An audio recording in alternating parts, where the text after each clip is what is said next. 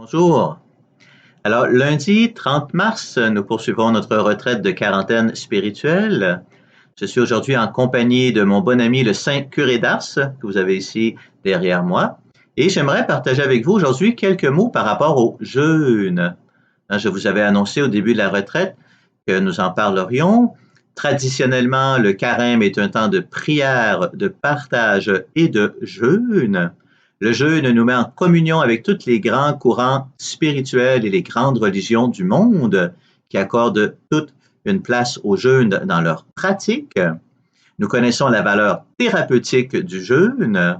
Évidemment, je ne vais pas vous parler de ça aujourd'hui. Donc, je vais aborder uniquement la valeur spirituelle du jeûne et je m'en tiendrai à 3 dimensions. Donc, le jeûne comme moyen pour obtenir la lumière, la force et la conversion. Alors, d'abord, la lumière. Donc, je vous partage simplement, il y a 15 jours, au début de cette crise, je recevais un courriel d'une de mes amies qui venait de vivre un jeûne de 3 jours. Et elle me partageait toutes les lumières intérieures qu'elle avait trouvées à travers ce jeûne, qu'elle avait reçu. Et avec beaucoup de joie, elle me partageait comment, à travers le jeûne, elle avait retrouvé la ferveur religieuse qu'elle avait perdue depuis quelque temps. Vous voyez, donc le jeûne, un moyen pour trouver, accueillir la lumière intérieure et retrouver la ferveur. Dans la période de Noël, je suis allé souper chez des amis et ils me partageaient que pour l'année 2020, ils avaient décidé comme, qu'est-ce qu'on dit, comme résolution d'année, de jeûner. Et là, ils me disaient que certains disent que l'estomac est le deuxième cerveau de l'être humain.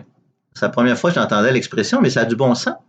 On connaît tous l'expression « ventre affamé n'a pas d'oreille », mais on pourrait dire aussi l'autre côté de la médaille, ventre rassasié n'a pas d'oreille. On sait tous comment, après un repas où on a bien mangé ou trop mangé, on est moins disposé à écouter. On est moins disponible pour se concentrer sur un sujet. Quand l'estomac est plein et quand toute l'énergie du corps va sur la digestion, c'est plus difficile de descendre dans notre cœur pour être attentif à la lumière intérieure. Donc, un certain jeûne nous aide à avoir cette disponibilité intérieure à la lumière que le Seigneur veut nous accorder. Ensuite, la force.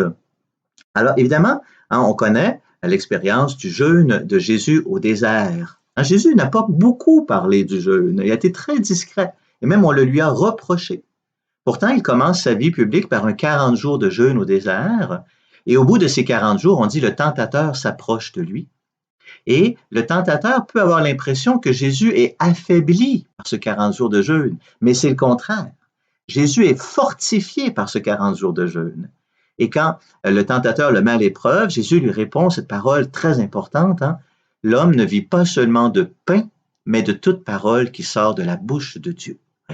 Alors le jeûne nous apprend à mettre en pratique cette parole, où pour nous fortifier, il ne s'agit pas seulement de bien manger, mais pour nous fortifier, nous avons besoin de bien nous alimenter de la parole de Dieu, la force.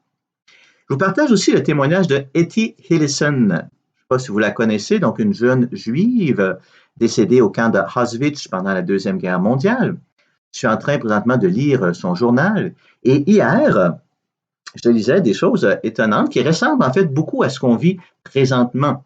Donc, Etty est dans la ville de Amsterdam et à chaque jour, nous sommes en juin 1942, les Juifs ont commencé à être exterminés déjà, et à chaque jour, le gouvernement impose de nouvelles restrictions pour les Juifs. Et ils sont de plus en plus confinés chez eux. Ça ressemble à nous, Et là, d'abord, par rapport au confinement, elle dit ceci, Elle dit, même si je n'avais que le petit trottoir devant ma maison pour aller marcher, j'aurais toujours l'immensité du ciel à contempler. C'est beau, Et un peu plus loin, apprends à vivre avec les 3 arbres qui sont devant ta maison, comme si c'était une forêt immense.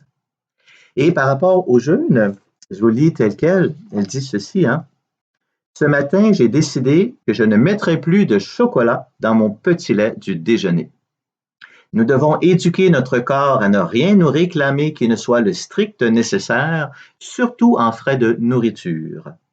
Mieux vaut se former soi-même volontairement à l'abstinence en temps de relative abondance que de le faire contraint et forcé en temps de disette.